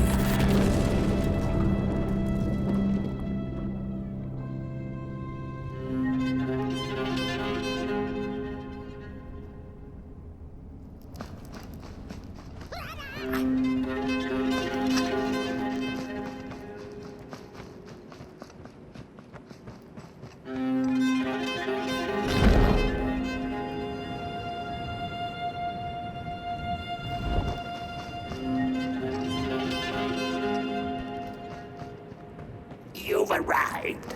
Hark! Your fire is dying, but the last embers will light the final fireplace and send your poor boy home. Can you do what you must? Naturally, you must. It is destined, and you will be loved and forgotten.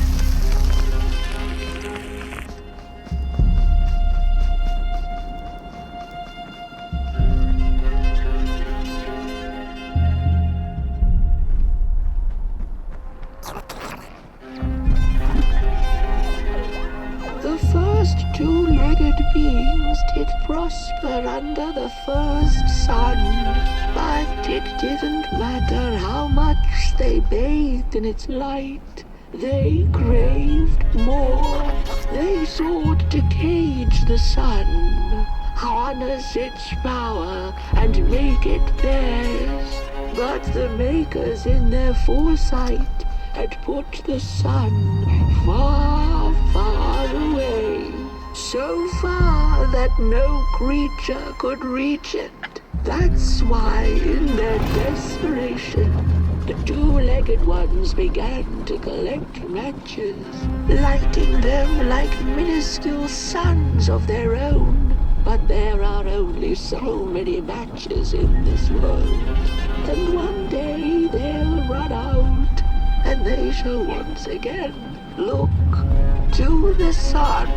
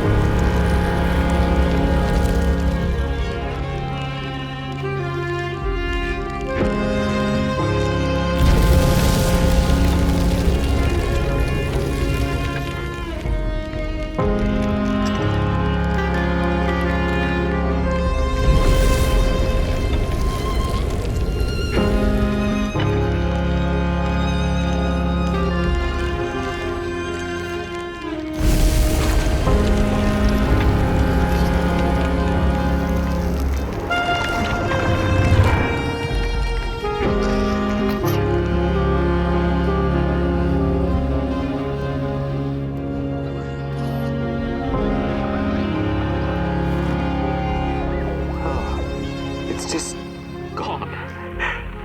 I had this wretched gut feeling like something was up, like something was on the way, a danger I never could have guessed. I figured that's just how I always feel, and my worries seldom come true. And now here I am, and I have been for some time now, and it just won't come back. I don't think it... While I had it, I didn't know what to do with it, how to care for it, enjoy it. But if I had it again tonight, I'd probably waste it all over again.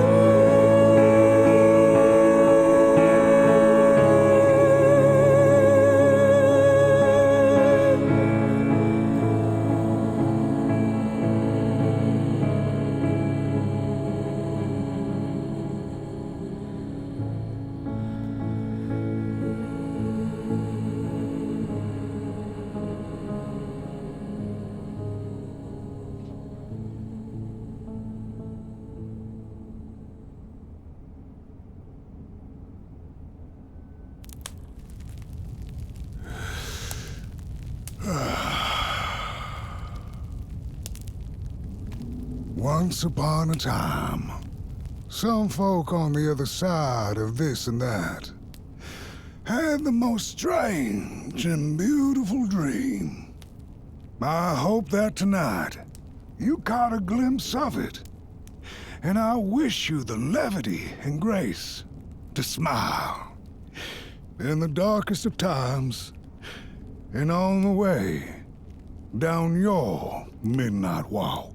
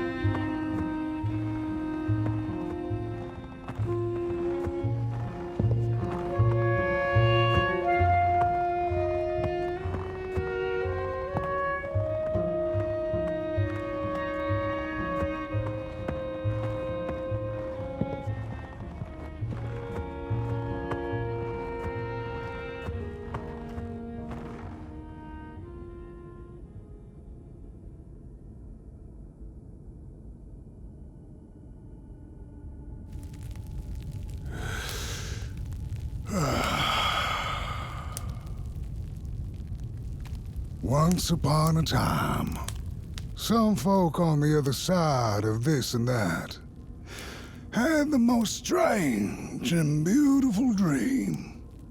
I hope that tonight you caught a glimpse of it, and I wish you the levity and grace to smile in the darkest of times and on the way down your midnight walk.